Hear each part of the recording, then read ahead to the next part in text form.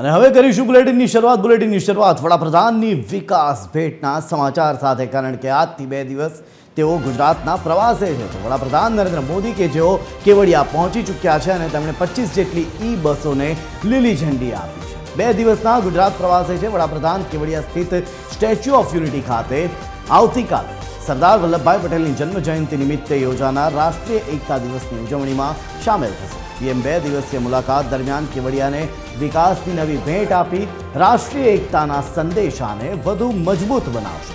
ત્યારે પીએમ આજે કેવડિયાથી નવી 25 બસોને લીલી ઝંડી જ્યારે આપી ચૂક્યા છે, ત્યારે Narmada dam view point number 1 ઉપર તેઓ જશે અને ત્યાંથી 1220 કરોડના પ્રોજેક્ટનું લોકાર્પણ અને ખાતમુહૂર્ત કરશે.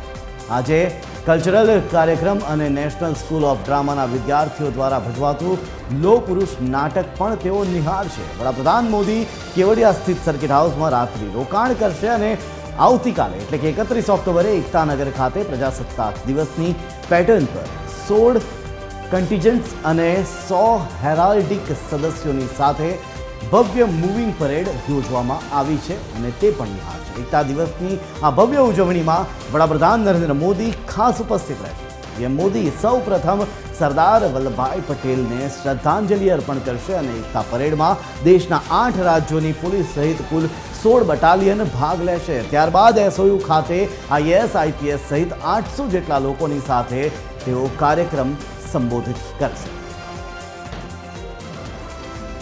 આજ મામલે એસોસિએટ એડિટર સોનલ અનડકટ જોડાઈ રહ્યા છે આપણી સાથે. સીધા જઈશું કેવડિયા સોનલ પાસે. સોનલ, જણાવશો કે વડાપ્રધાન પહોંચી ચૂક્યા છે, બસોને લીલી ઝંડી અપાઈ ગઈ છે, હવે આગળના કાર્યક્રમો કઈ રીતે આગળ વધશે? સોનલ.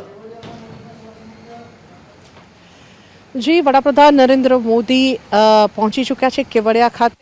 વરસાદી માહોલનું વિઘ્ન થોડું તેમને નડ્યું હતું. વડોદરાથી તેઓ બાય એર પહોંચવાના હતા, તેના બદલે તેઓ બાય રોડ પહોંચ્યા છે અને થોડી મિનિટો પહેલાં જ તેમના તરફથી જે કાર્યક્રમો છે તે પણ શરૂ કરી દેવામાં આવ્યા છે. જે 25 ઈ બસો હતી તેનું ઈ લોકાર્પણ વડાપ્રધાન તરફથી કરી દેવામાં આવ્યું છે અને હવે વડાપ્રધાન હાલની જો વાત કરીએ તો તેઓ જે નર્મદા બંધ પરનો જે વ્યૂ પોઈન્ટ છે, વ્યૂ પોઈન્ટ 1 ઉપર તેઓ પહોંચી રહ્યા છે અને ત્યાં જઈને તેઓ 1200 કરોડથી વધુના જે વિકાસ કાર્યો છે તેનું ખાતમુહૂર્ત અને લોકાર્પણ કરશે. સાથે સાથે જ નેશનલ સ્કૂલ ઓફ ડ્રામાના વિદ્યાર્થીઓ તરફથી જે રજૂ થવા જઈ રહ્યું છે નાટક સરદાર પટેલના જીવન કવન પર, તે નાટક તેઓ નિહાળશે. પણ જો વાત કરીએ અહીંયાના માહોલની જઈ તો હું અહીંયાનો જે માહોલ છે, કેવડિયા ખાતેનો માહોલ છે, તે આપણે બતાવવા માંગીશ. જોઈ શકો છો કે અમે હાલ જે કેવડિયામાં માં નર્મદા ચોક જે છે એ આ ચોક ખાતે છીએ અને એક અલગ જ માહોલ આજે વડાપ્રધાનના આગમન નિમિત્તે જોવામાં આવી રહ્યો છે. જોઈ શકાય છે કે રોશનીથી જે આ સમગ્ર ચોક છે તેને શણગારવામાં આવ્યો છે. સાથે સાથે જ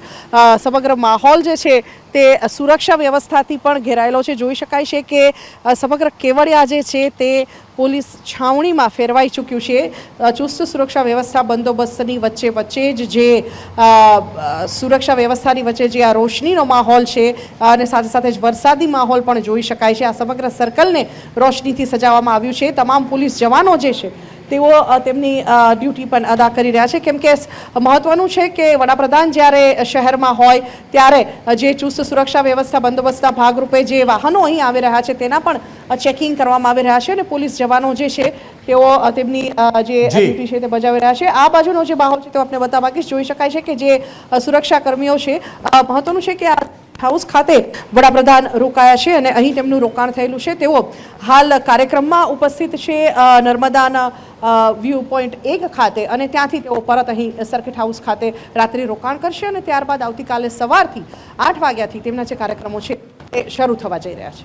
જી આભાર સોનલ, સમગ્ર માહિતી આપવા બદલ. આપની પાસેથી પડફડની વિગતો કેવડિયાના વડાપ્રધાનના કાર્યક્રમને લઈને લેતા રહીશું. તો જે રીતે મારા સહયોગી સોનલે જણાવ્યું એ રીતે કે વડાપ્રધાન હાલ સર્કિટ હાઉસ સુધી પહોંચી ગયા છે. તેમણે 25 જેટલી ઈ બસોને લીલી ઝંડી આપી દીધી છે. પણ હવે વડાપ્રધાનના આ કાર્યક્રમ દરમિયાન એ કયા કાર્યો છે કે કયા એવા પ્રોજેક્ટ્સ છે કે જેનું લોકાર્પણ અને ખાતમુહૂર્ત કરવામાં આવનાર છે, જો એના ઉપર એક નજર કરીએ તો કુલ 282.52 કરોડના 16 પ્રોજેક્ટનું લોકાર્પણ થવા જઈ રહ્યું છે. એકતા દ્વારથી નર્મદા માતાની મૂર્તિ સુધીનો વોકવે છે. ફેઝ 2માં સ્માર્ટ બસ સ્ટોપ પણ જેનું પણ લોકાર્પણ થવા જઈ રહ્યું છે. તો પ્રોટેક્શન વોલ અને land levelling, Satpuda protection wall, bonsai garden, E bus charging station, Narmada Ghat parking, નવા રહેણાંક મકાનો, approach road, Kaushalya Path, Limdi tent city, approach road, બગીચો, ટાટા નર્મદા ઘાટનું વિસ્તરણ, સાથે જ ડેમ રેપ્લિકા, 25 નવી નાની ઈ બસ,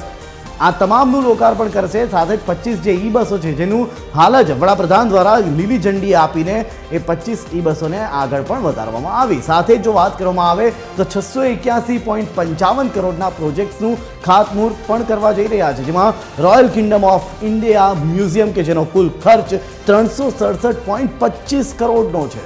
સાથે જ પૂર્ણ થવાનો જે લક્ષ્યાંક છે આ આખા મ્યુઝિયમનો એ મે 2027 રાખવામાં આવ્યો છે.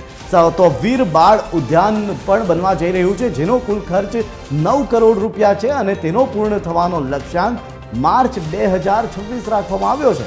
તો ગુજરાત વંદના મ્યુઝિયમ પણ બનવા જઈ રહ્યું છે, જ્યાં એક વિઝિટર સેન્ટર પણ બનશે. આ તો જેનો ખર્ચ 100 કરોડ જેટલો રાખવામાં આવ્યો છે. 100 કરોડનો ખર્ચ થશે આ આખું તૈયાર થતા. તો સ્પોર્ટ્સ કોમ્પ્લેક્સ પણ બનવા જઈ રહ્યું છે, જે 20 કરોડના ખર્ચે તૈયાર થશે, જેનો પૂર્ણ થવાનો લક્ષ્યાંક 1 વર્ષ એટલે કે આવનારા 1 વર્ષમાં આ સ્પોર્ટ્સ કોમ્પ્લેક્સ મળી જશે.